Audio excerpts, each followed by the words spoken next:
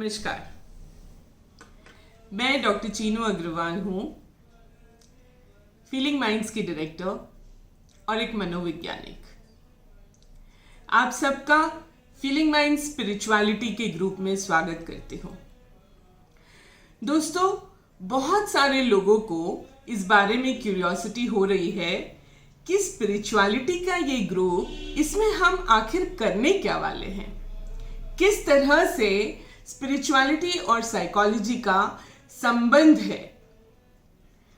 दोस्तों, मैं आपको बताऊं कि psychology as a science was always an offshoot of philosophy, और अभी कुछ सालों में 1980s के बाद से स्पिरिचुअल साइंसेस के प्रिंसिपल्स पे साइकोथेरेपीज बनने लगी हैं।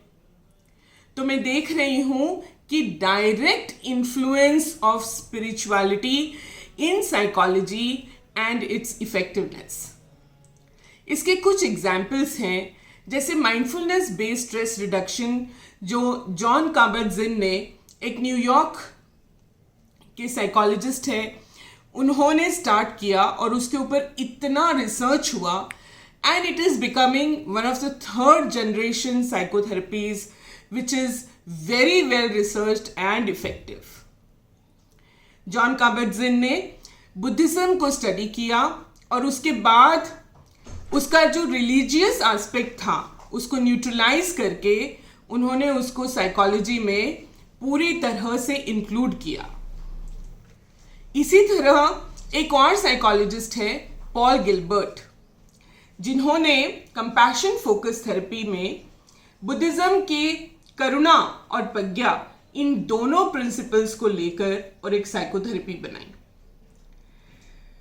दोस्तों, मैं बचपन से ही ऐसे माहौल में पली हूं जहां पर हमारे शास्त्रों के ऊपर बहुत चर्चा होती रही है। मेरी दादी एक बहुत ही पायस और रिलीजियस लेडी थी। हमारे घर में शुरुआत से ही संतों का आगमन होता था। हमारे यहाँ अखंडानंद जी, अवधूतानंद जी, सारे बड़े बड़े संत आते और प्रवचन करते थे। एक छोटी उम्र से ही, चाहे मुझे कुछ समझ आता हो या ना आता हो, मुझे वहाँ बैठने की आदत थी। इन्हीं संस्कारों की वजह से आगे चलकर मेरा विवाह भी ऐसे घर में हुआ जहाँ पर मेरे ससुर जी बहुत ही बड़े रिलीजियस स्कॉलर थे।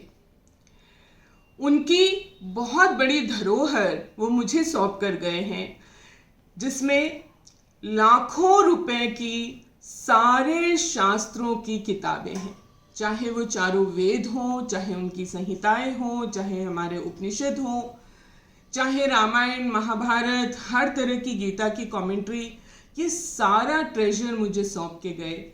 और जब मैं पीएचडी करती थी साइकोलॉजी में, तो वो कहते थे कि एक दिन जब तुम्हारा साइकोलॉजी का अध्ययन हो जाएगा, तब तुम ज़रूर इन शास्त्रों की तरफ मुड़ोगी, आध्यात्म की तरफ मुड़ोगी।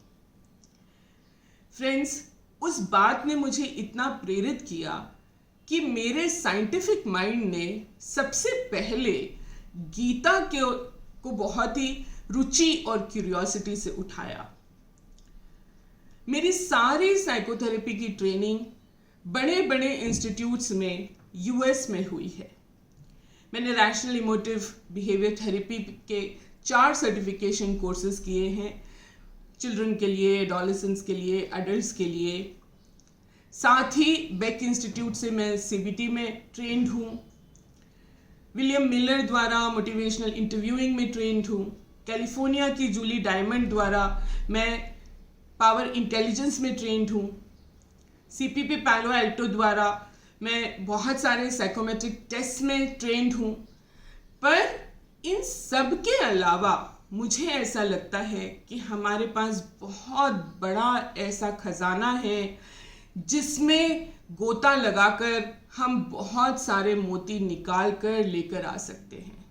जब मैंने गीता को उठाया, इस क्यूरियोसिटी से उठाया कि आखिर 90 मिनटों में एक डीमोटिवेटेड, डिस्पॉन्डेंट, डिप्रेस्ड, उदास हुए हारे हुए अर्जुन को श्री कृष्ण ने क्या ऐसी काउंसलिंग करी होगी, क्या साइकोथेरेपी करी होगी जिससे वो वापस से युद्ध करने के लिए उतने ही जोश से उद्यत हो गए।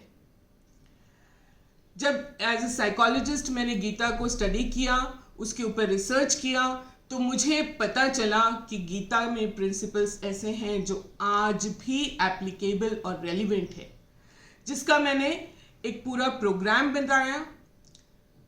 मेरे खुद के गुरुजी स्वामी गोविंद गिरी जी महाराज, जो अयोध्या के राम मंदिर ट्रस्ट के ट्रेजरर भी हैं और बचपन से मेरी दादी के गुरु हैं, उनको मैंने ये शेयर किया। वो गीता परिवार के संस्थापक हैं, गीता के प्रचारक हैं और बहुत ही साइंटिफिक स्कॉलर हैं। जब मैंने अपनी outline psychological insights from the Bhagavad Gita उनके साथ शेयर की तो वो बहुत प्रसन्न हुए और उन्होंने कहा हमें इसी तरह के काम की ज़रूरत है। गीता का प्रोग्राम सक्सेसफुल होने के बाद मेरा मन करता गया कि मैं इन वेदों और शास्त्रों को और साइकोलॉजी के पर्सपेक्टिव से, मनोविज्ञान की धारणाओं से ज़रा देखूं, इनमें आखिर ऐसा है क्या। दोस्तों, ये ग्रुप मैंने उन लोगों के लिए बनाया है जो इसमें रुचि रखते हैं, चाहे वो वेद हो, शास्त्र हो, जैनिज्म हो, बुद्धिज़्म हो। उनमें से कौन से ऐसे कॉन्सेप्ट हैं जो हमारे मन को आज भी शांत करने के लिए, उसको संबल देने के लिए उपयुक्त हैं। कौन सी ऐसी चीज़ें हैं जिनको आज भी हम अपने जीवन में उतार कर हम उनसे बहुत कुछ सीख सकते हैं। दोस्तों, ज़्यादातर घरों में ऐसा होता है कि ये जो रिलीजियस टेक्स्ट होते हैं, इनको हम कहीं रख देते हैं, इनकी पूजा पाठ करते हैं, इनको हम तिलक लगा देते हैं, हम इनको सेक्रेड मानते हैं। कभी छठे चौमाहे साल भर में भागवत की कथा करवा ली या गीता का पाठ कर लिया या कभी कभी रोज सुंदरकांड का पाठ करते हैं। पर इसमें से ऐसी कौन सी चीज़ें हैं जो हमें सीखकर अपने जीवन में अप्लाई और इम्प्लीमेंट करनी है, इसकी ओर हमारा ध्यान कम ही जाता है। इस ओर ध्यान आकर्षित करने के लिए और इसके बारे में डेलिब्रेशन और डिस्कशन करने के लिए ये ग्रुप है। इस ग्रुप में हम क्या करेंगे, हमने इसकी 1 महीने की एक टाइम लिमिट तय की है।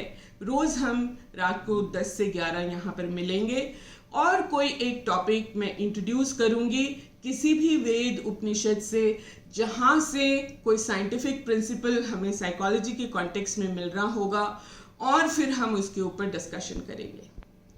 इस ग्रुप में बहुत ही स्ट्रिक्ट हम कंडक्ट और रूल्स को फॉलो करेंगे, जिससे कि इस ग्रुप का थीम बना रहे।